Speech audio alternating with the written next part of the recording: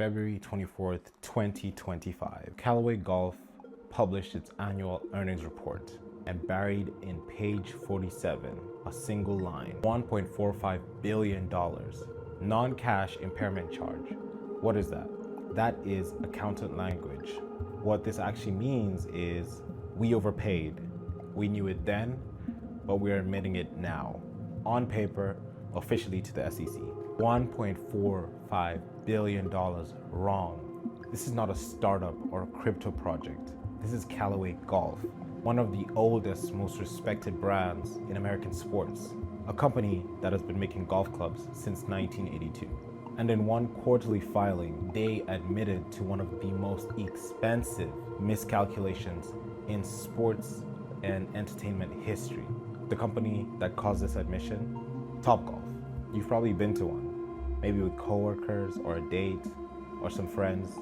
It's a big venue, overpriced drinks, and you swing a club. Honestly, it's a great time. And 4 years ago, Callaway paid $2 billion for it. And then it went on to destroy their balance sheet and tank their stock by 73%. And at the end, forced them to sell it for half of what they paid for it. This is that story about Topgolf's rise and its eventual fall, and possibly its rise again.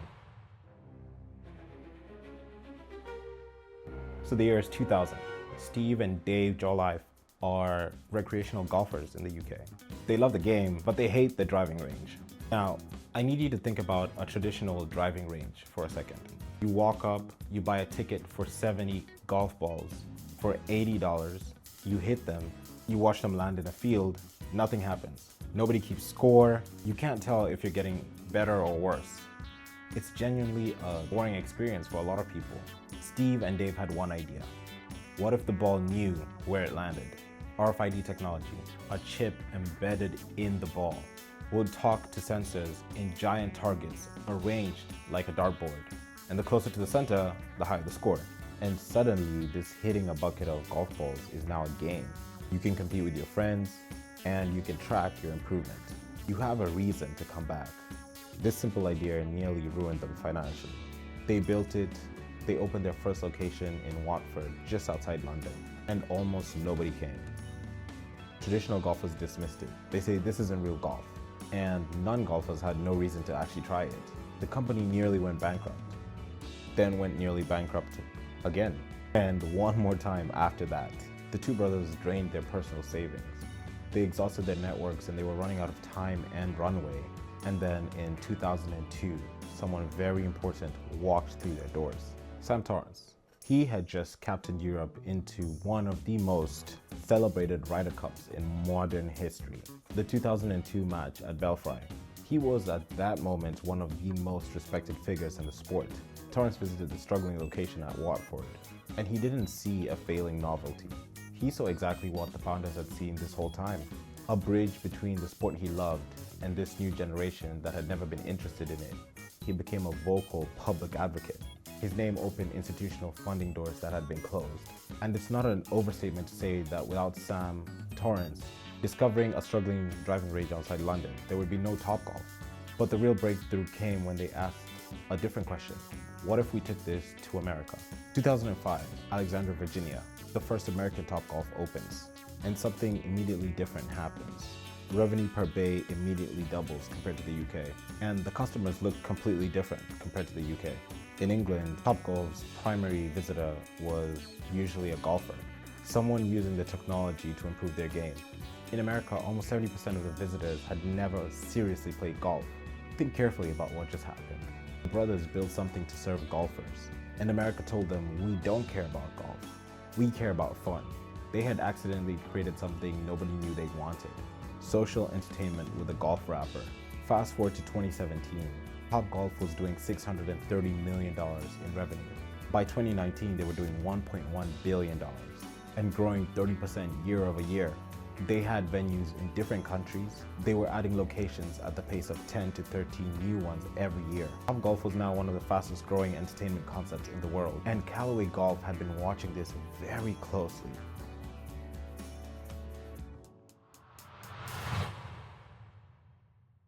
To understand why Callaway paid $2 $2 billion for Topgolf, you have to understand what kept Callaway's CEO up at night.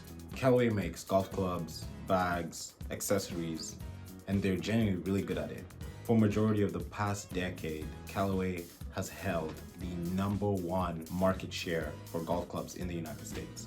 9 out of the last 10 years, 17 consecutive quarters of share gains. So this wasn't a company that was struggling. And yet their stock spent most of the 1990s to 2000s doing nothing. Why? Because the golf equipment is a ceiling business. There are approximately 25 million active golfers in the United States. That number has barely moved in the last 20 years. You cannot make an existing golfer buy 4 sets of clubs in a year. Replacement cycles are long. Serious golfers upgrade every 3 to 5 years, and they couldn't manufacture new golfers fast enough to move that revenue line. Golf's demographic was aging fast. The people most likely to spend $500 or over on a driver were getting older, and the people coming from behind them, the millennials and the Gen Z, had a complicated relationship with the sport that takes 4 hours and costs $50 to $100 for a round, as well as has a steep learning curve. Chip Brewer became Callaway's CEO in 2012, and from day one he had a problem. How do you grow a company when the market you dominate isn't growing? Callaway had actually invested in Topgolf as far back as 2006, about 14% ownership.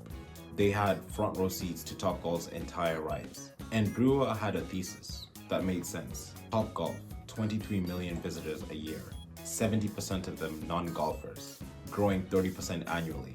Average age was significantly younger than the typical golfer.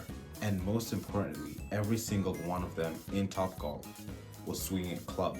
In October 2020, in the middle of a global pandemic, Callaway announced that they were acquiring Topgolf for $2 billion. Topgolf is a customer acquisition funnel that we would be insane not to own. These 23 million people that visit Topgolf every year are currently strangers to the sport of golf. They have fun, some of them catch the bug. They go buy their first real set of clubs, and when they do, they've been swinging Callaway golf clubs the entire time. Analysts call this reckless. Venues were closed or at limited capacity throughout the country. Nobody knew when entertainment would normalize. Callaway was taking on a significant variable rate debt to buy a business whose entire model required people to physically show up. Brewer's Bet had one very specific structure. Callaway issued new shares, diluting original shareholders from 100% of the company down to 51% of the company. Topgolf's existing owners kept 49%, and they borrowed at one of the lowest interest rates in modern history, because in late 2020, the Federal Reserve had rates at essentially zero. Then March 2021 rolls around, the deal closes, and vaccines roll out simultaneously. And what happens next is one of the great, seemed like genius moments in recent business history. People who had been locked inside for almost a year were desperate to go anywhere. Topgolf was outdoors-ish, socially distanced by Bay design, and gave you something to do. Demand exploded. By June 2021, just 3 months after the deal closed, Callaway stock hit $37. The combined company was worth almost $7 billion. That is 3 times what they paid for Topgolf alone in 14 months. And these same analysts that were calling Brewer reckless were now writing pieces about how he was a visionary. September 2022, the company changed its name. Callaway Brands became Topgolf Callaway Brands Corporation. Topgolf's name went first. This wasn't just branding. It was a public declaration of what the brand believed its future was. You now know how 2 brothers in England built something that nearly bankrupted them 3 times and somehow became a $1 billion phenom. That had Callaway pay $2 billion to own it. But here's the thing. We haven't gotten to the part where it all falls apart yet. Part 2 is where the math stops working, where the metrics that nobody was watching turn negative for the first time, and where Callaway starts making decisions where in hindsight are almost impossible to explain. That part 2 drops in a few days. Subscribe so you don't miss it, and hit that bell if you actually want the notification. YouTube is gonna bury it. And if this is the kind of analysis you're looking for, real business mechanics, the actual numbers, why things work and why they break, this channel is built exactly for that. Subscribe to the YouTube, but also subscribe to our newsletter. There's a lot more coming.